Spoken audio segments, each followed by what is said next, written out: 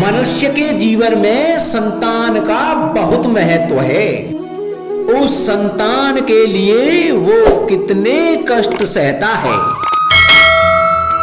उसे पालता है, पोसता है, और यदि यही संतान उसके संताप का कारण बन जाए तो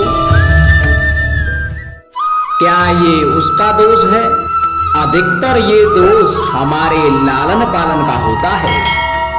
बचपन में बालक के हट को मानकर हमें आनंद की अनुभूति अवश्य होती है, परंतु धीरे धीरे अपने बालक के हट को मानकर उसके हट के दास हो जाते हैं। एक हड्डी उद्दंड और असंस्कारी संतान उस सूखे वृक्ष के समान होती है कि यदि उसमें आग लग जाए तो वो सारे वन को भस्म कर डालती है। और स्मरण रहे, जब उसमें अग्नि लगती है तो वह सबसे पहले स्वयं के घर को ही भस्म करती है। इसलिए जब आवश्यकता हो तो अपनी संतान के हट का विरोध करें, उसे रोकें, क्योंकि समय रहते ऐसा ना किया गया तो भविष्य में इस समस्या के परिणाम गंभीर हो सकते हैं। प्रतिज्ञा, वचन, ये सब मनुष्य ने समाज को सही दिशा में रखने के लिए बनाए हैं। वो मनुष्य ही क्या जिसके जीवन में नियम ही ना हो, जिनका वो पालन ना करे, परंतु समय के साथ चलने के लिए नियमों को भी बदलना आवश्यक होता है, क्योंकि ये आज का समय ही तो है जो बीत जाने के बाद इतिहास बन जाएगा। यदि आवश्यकता पड़ने पर नियम और प्रतिज्ञा भंग न की जाए, समय की मांग के प्रतिरूप अपनी प्रतिक्रिया न बदली जाए, तो इतिहास हमें कभी क्षमा नहीं करेगा।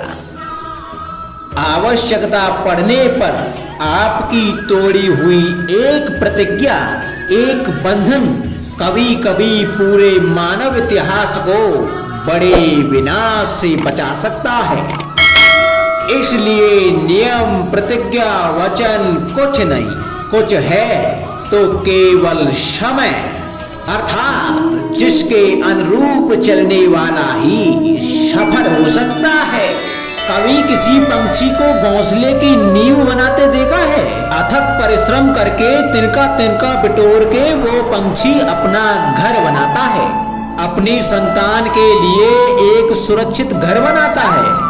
और कहीं से तीव्र आंधी आती है, बारिश आती है और उसका घर तिनका तिनका करके बिखर जाता है। फिर वो पंछी रोता नहीं, ना ही विलाप करता है, वो बिना विलंब करे फिर से अपना घोंसला बनाना प्रारंभ कर देता है और सफलता पाता है। फिर हम क्यों छोटी छोटी असफलता से भयभीत होकर परिश्रम करना छोड़ देते हैं?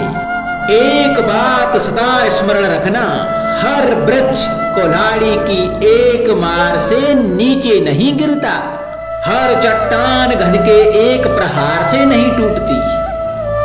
सफलता पाने के लिए अनावृत परिश्रम करना मात्र एक मार्ग है। स्वीकरण, सत्य का स्वीकरण मनुष्य के लिए बहुत ही महत्वपूर्ण है।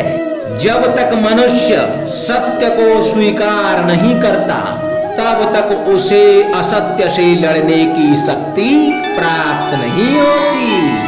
जब आप भोजन करते हैं तो क्या होता है? आपका पेट स्वीकारता है कि वो भर चुका है और आप भोजन करना बंद कर देते हैं। जब आपको निद्रा आती है तो क्या होता है? आपका मन स्वीकारता है कि आपका शरीर थक चुका है और उसे विश्राम की आवश्यकता है। उसी प्रकार जब आपको किसी व्यसंग को रोकना हो तो आपको स्वीकारना होता है कि बहुत हो चुका, चाहे वो लालच हो या मदिरा पान, उस व्यसंग का त्यागना तभी प्रारंभ होता है जब आप यह स्वीकार कर लेते हैं कि आप उस व्यसंग के बंधन हैं।